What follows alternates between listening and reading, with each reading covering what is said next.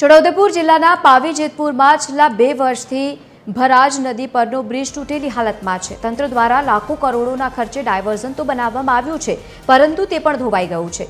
આજે પણ અહીંના લોકો જીવના જોખમે પસાર થવા માટે મજબૂર બન્યા છે।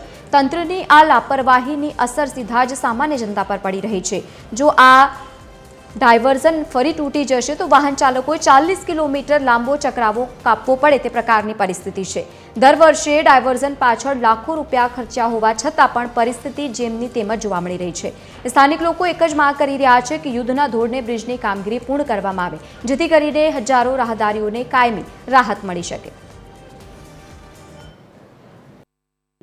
6 થી 7 કરોડ રૂપિયા બગાડ્યા હોય તો આપણા અહીંના જે નેતાઓ છે એમને એકવાર શરમ આવી જોઈએ કે આ વાંસ લગાવી દીધા છે, કાલ કદી કંઈ પણ થાય જવાબદારી કોની?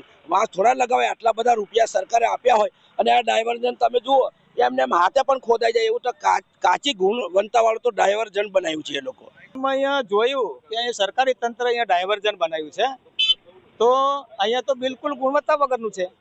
અહીંયા બાજુમાં અહીં તો આ બંબુ માર્યા છે, અહીંયા આ બંબુ થોડી મરાયા, એના કાયદેસર લોખંડની આગળ મરાય। અહીંયા રાત્રે અહીં કોઈ વાહન 4 વ્હીલ કે 2 વ્હીલ નીકળે તો સીધો એ અંદર જ જતો રહે।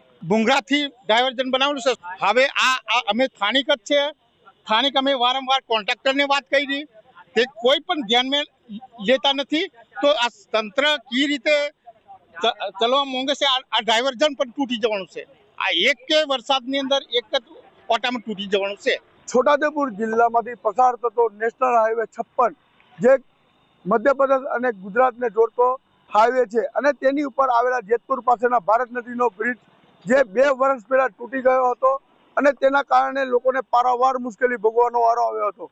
આપ જોઈ શકો છો કે આજે TV13ની ટીમ તે ભારત નદીના બ્રિજ પર આવી છે અને બે વખત તંત્ર દ્વારા લાખો કરોડોના ખર્ચે 2 વખત અહીંયા આગળ ડાયવર્ઝન બનાવવામાં આવ્યું અને તે પણ પહેલા જ ભારત નદીમાં આવેલા પહેલા જ પાણીની અંદર તે ધોવાઈ ગયા હતા।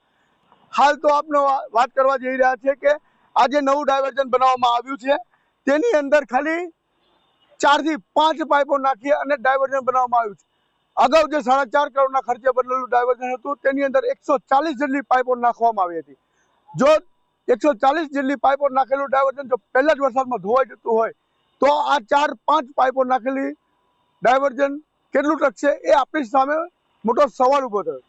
અવર જવર કરતી પબ્લિકની બી ફરિયાદ છે, જે ડાયવર્ઝન બન્યું છે તેની આજુબાજુ પેરાફિટ દિવાલ બનવી જોઈએ, એની જગ્યાએ તંત્ર દ્વારા અહીંયા આગળ બંબુ નાખી અને તેના કામ ચલાવ ડાયવર્ઝન બનાવવામાં આવ્યું।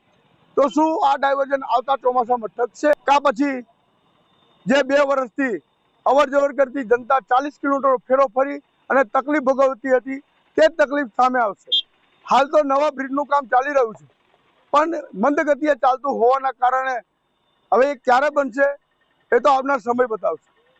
તો રાહદારીઓની માંગ છે કે વહેલી તકે બ્રિજની કામગીરી પૂર્ણ કરવામાં આવે, ત્યાં વ્યવસ્થિત ડાયવર્ઝન બનાવવામાં આવે તેવી લોકોની માંગ છે। અજય જાની, TV13 ગુજરાતી, હકથી ગુજરાતી, છોટાઉદેપુર।